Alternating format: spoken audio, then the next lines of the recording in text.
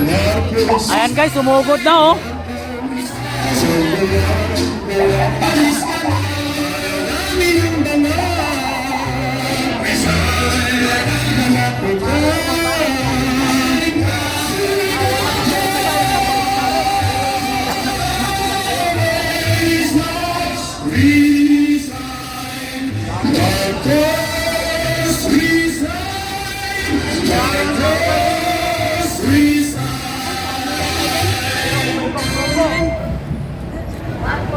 Ito, ayaw ko dito. Mga bayaran ko.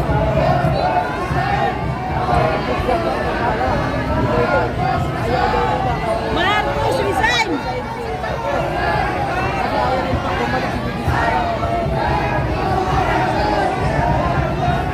Marcos resign! Marcos resign! Marcos resign! Marcos resign! Marcos resign! Marcos resign! Marcos resign!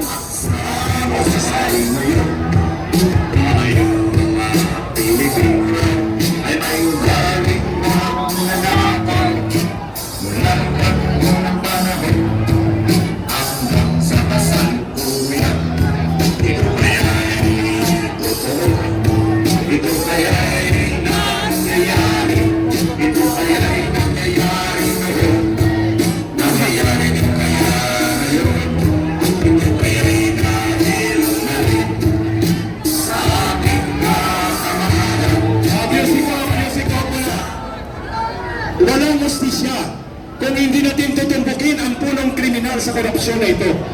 Ang panunumbalik ng pandarambo at pangungurakot sa gobyerno, si Marcos ang punong kriminal. Masisimulan ang hustisya kapag pinalayas si Marcos. Panagutan ang EDSA ay para palayasin ang diktador at mga magnanakaw, para palayasin ang mga taksil sa bayan. Kaya kami ay nananawagan, Marcos resign! Marcos resign! Marcos resign! Marcos resign! Marcos resign! Marcos resign! Marcos resign! Marcos resign! Marcos resign! Marcos resign! Marcos resign! Wala hustisya! Wala hustisya! Kung walang tumbok ang kriminal na nagpanumbalik ng korupsyon at pandarambong, si Marcos. Kaya bakit natin hindi siya ipanawagan na namayas sa poder? Ang pagtitipon sa EDSA, shut up asshole! Okay! Okay! Kababayan, ang mga komunista ay dumaan at alam natin na ito ay kasabwat ni Marcos. Yes! Walang paninindigan kung walang paniningil. Ang paniningil ng taong bayan. Okay. Sige ang bayan. Grupo yan, grupo. Grupo yan, grupo. Mga kababayan, isigaw ng taong bayan, Marcos resign! Marcos resign! Marcos resign! Masakal sa kanila yan. Marcos resign! Oy, Madrid naman oh. Marcos resign! Oy, sa simbahan ka ba? Nagrarally ka. Marcos resign! Marcos resign! Ang pagtitipon, Marcos resign! Ang pagtitipon sa EDSA, pagpapatalsik sa diktatura at pagnanakaw. So sino ang inyong tinututulan? Si Marcos ang kriminal at pasimuno ng pandarambong. Eh, may buhaya! Ang may pananagot ang kriminal na dapat palayasin sa poder. Si Marcos at si Romualdez. Kaya ang panawagan ng taong bayan, Marcos resign! Marcos resign! Marcos resign! Kalma! Kalma ka na! Marcos resign! Marcos resign! Marcos resign! Ang inyong mga pagtitipon, walang katuturan kung hindi tayo maniningil sa tunay na kriminal. At ang tunay na kriminal si Marcos at si Romualdez. At ang solusyon, Marcos resign, mga kababayan. Marcos resign! Mga kababayan, ay tinawagan ng taong bayan, Marcos resign! Marcos resign! Marcos resign! Marcos resign! UST oh. Marcos resign! May pananagutan. UST oh, UST. Si Marcos. klase ng diktador at mga magnanakaw at mga naksyon sa bayan. Yung Lexer Puso Fraternity sumusuporta. Okay, salamat. Marcos resign! Salamat. Okay? Sa mga kababayan na dumadaan, Ang panawagan po natin, mag-isip-isip kayo Marcos kung ano talaga ang resign. pagkakakay nyo ngayon. at ating pong ipinipaliwanag sa ating kababayan. Walang paninindigan kung walang paniningil. At ang paniningil ngayon ng taong bayan ay para papalagutin si Marcos at hindi para iligtas siya. Kaya ngayon na yan, Marcos resign! Marcos resign! Mga Marcos resign! Marcos resign! Marcos resign! Marcos resign! Yan ang sigaw ng taong bayan. Marcos ang pinakasariling kriminal. Ay si Marcos. PL Bayan.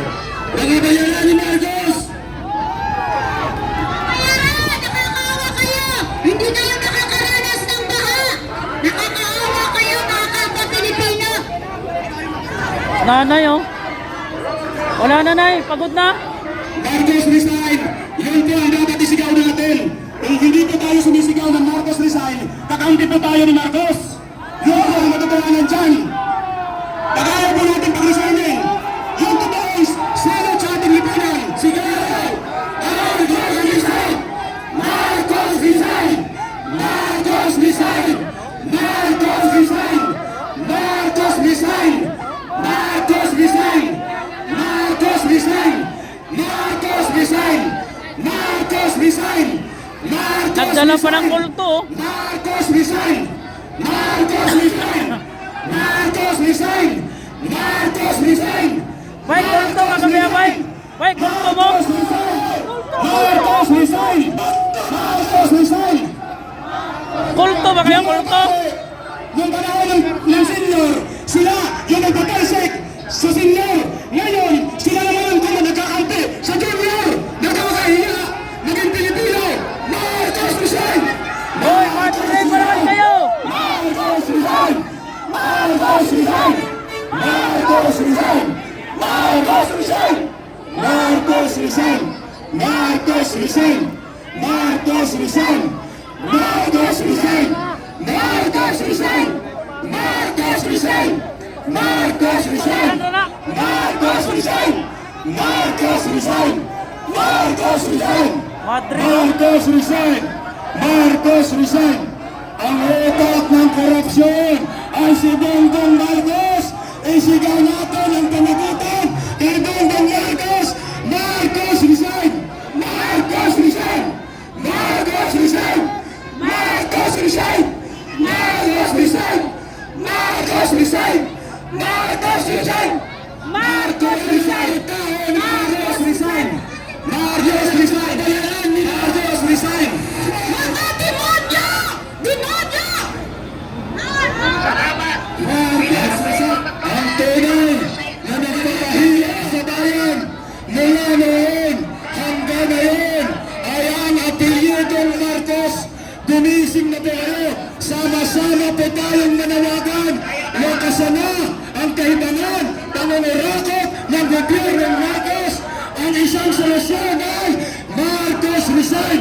Marcos resign! Marcos resign! Marcos resign! Marcos resign! Marcos resign! Mga Madrid pa naman to. Marcos resign!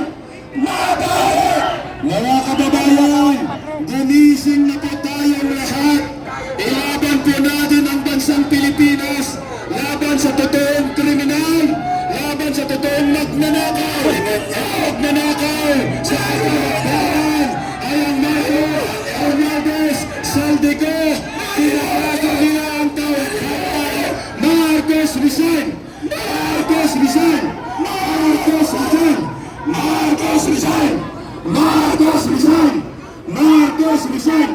Marcos resign! Marcos resign!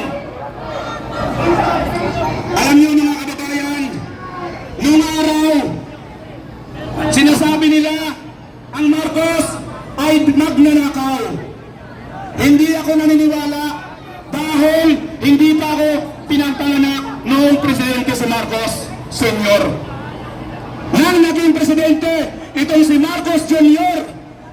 Ngayon, naniniwala na ako na yung tatay pala ay naglana dito sa kanyang anak na nananakaw. Huwag mo dating ilihis ang tunay na pinaglalaban ng taong bayan. Panagutin ang mga magnanakaw sa kaban ng bayan. Huwag po tayong magpa-divert sa ibang mga grupo na hindi kayang sumigaw ng Marcos resign. Kailangan po natin magkapit-bisig, ipaglaban po natin ang mga mamamayang Pilipino na tunay pong ninakawan ng mga kawatan sa gobyerno, sa Kongreso, Martin Romualdez, Saldico at Bongbong Marcos. Alam po ninyo yan. Mula noon, pinatalsik po ninyo ang Marcos Sr. Bakit ngayon ay hindi po ninyo kayang patalsikin itong si Bongbong Marcos Jr. na saan tunay na may kasalanan sa nakawan sa gobyerno? 1.2 trillion pesos flood control projects, lahat po yan ay mga multo. Sino po ang may pakana niyan? Kundi ang Marcos government. Huwag po natin ilihis yung tunay na may kasalanan. Ang kasalanan po ay ang gobyernong Marcos. Ang may kasalanan po ay ang presidente ng Republika ng Pilipinas na ang tagal na pong panahon, tatlong of almost 4 years, hinayaan po niya ang nakawan sa gobyerno. Huwag po tayong pumayag na hindi siya managot. Araw-araw po tayong kumakayod, araw-araw po tayo nagbabayad ng tax para lamang bahain, para lamang nakawin ng mga kawatan sa gobyerno. Gumising po tayo mga kababayan ko. Tumbugin na po natin kung sino po ang tunay na may kasalanan. Ang tunay po na may kasalanan ay si Bongbong Marcos. Kaya sabay-sabay po tayong sumigaw! Marcos resign! Marcos resign! Marcos resign! Marcos resign! Marcos resign! Marcos resign! Marcos resign! Marcos resign! Marcos resign! Marcos resign! Kumakampi sa mali!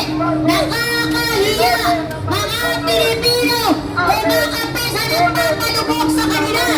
Nagpapalubog sa kanila! Para sa kanilang kababayan! Ngunit, nandito sila! Para ipaglaban kuno! Nakakahiya na kayo! Gumising na po tayo mga kababayan ko. Kung hindi po tayo mag-ingay, sino pa? Kung hindi po tayo lumaban sa tunay na nagpapahirap sa bayan, sino pa? Matatalino tayong mga Pilipino. Huwag po tayong pumayag na gawin tayong tanga habang buhay ng pamilyang Marcos kasama yung Romualdez at Saldico. Sila po ang tunay na may kasalanan. Sila po ang tunay na sindikato sa kaban ng bayan. Huwag po natin bulagin ang ating mga sarili. Araw-araw po tayo nagpapagod. Araw-araw po tayo naghihirap. Lumalaban po tayo ng patas para sa mahal nating Pilipinas. Subalit nakakalungkot, nagpawatak-watak ang Pilipino dahil sa mga personal na interes at ang political agenda. Gumising na po tayo bayan. Ito po ang tunay na ito po ang tunay na katotohanan na dapat natin tumayo, tumindig, kapit-bisig. Alisin po natin yung personal agenda. Alisin po natin yung personal na interes ko ninyo. Kahalagaan po ng sambayanang Pilipino. Kahalagaan po ito ng mga kabataan.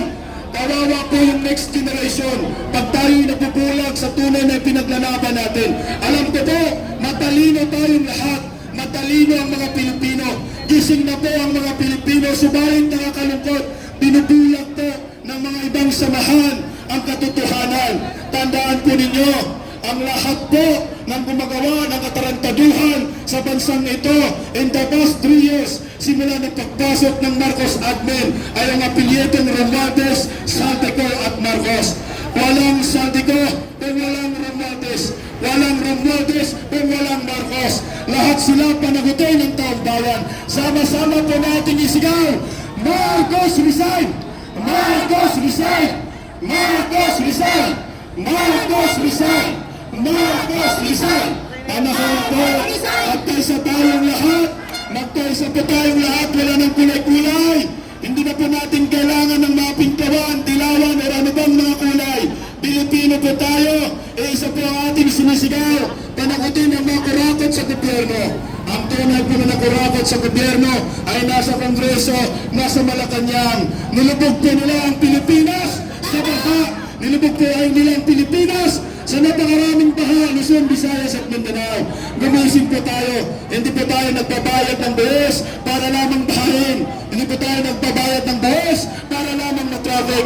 Hindi po tayo nagbabayad ng buwis para lamang nakawin ng mga politiko na napakasasa sa kaban ng bayan ang kanilang mga mahal sa buhay, pinakain sa mga mamahaling hotel, nagbabayad 700,000 isang kainan. Mga politiko nagtawanan, nagbabayad ng 126,000 sa isang kainan. Hindi po nila pera yan. Pera po ng mga mamamayang Pilipino. Kailangan gumising po tayong lahat. Hindi po pwede mag-away-away tayong mga Pilipino na isa lamang ang ating sigaw, panagutin ang mga kurakot sa gobyerno. Wala na pong ibang kurakot mula noon hanggang ngayon. Marcos, Romualdez, Saldico nadagdagan pa. Tinawawa po tayong lahat. Dinarantado po tayo ng mga gahaman sa gobyerno, gahaman po sa kaban ng bayan. Alam po natin ang ating sinisigaw, panagutin silang lahat. Huwag po tayong pumayag na maghari muli ang mga demonyo. Mula noon, naging sa people power ang mga Dilawan 1986. Buhayin po natin muli ang pakikipaglaban na ito. Ang tunay na may kasalanan, ang tunay na sindikato ay nakaupo sa palasyo. Mula noon, Isa pa. ang sindikato, Marcos pa rin ang nagpapahirap sa bayan. Marcos Rizal! Marcos Rizal! Marcos Rizal! Marcos Rizal! Marcos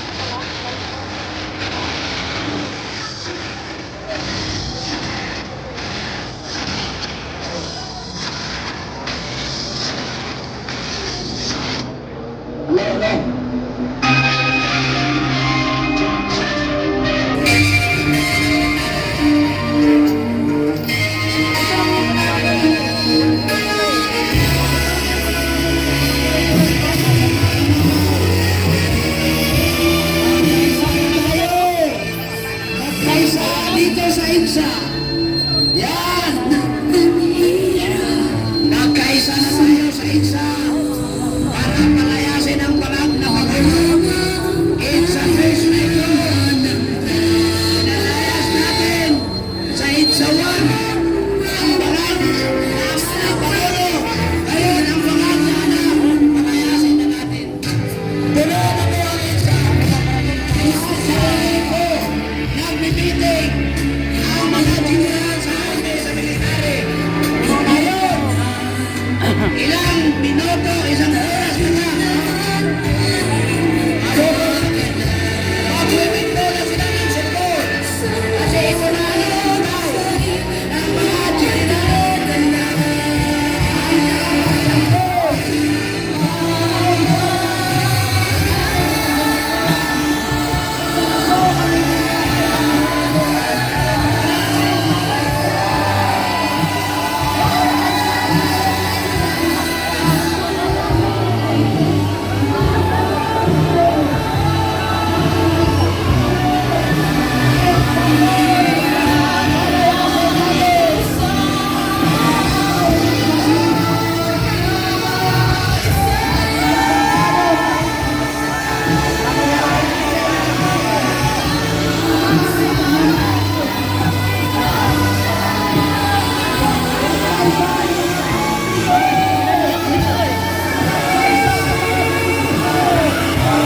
Alam na nila yun.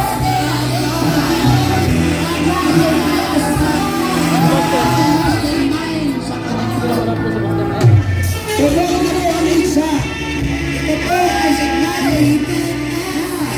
Babalik na na ang ating kasunduan upang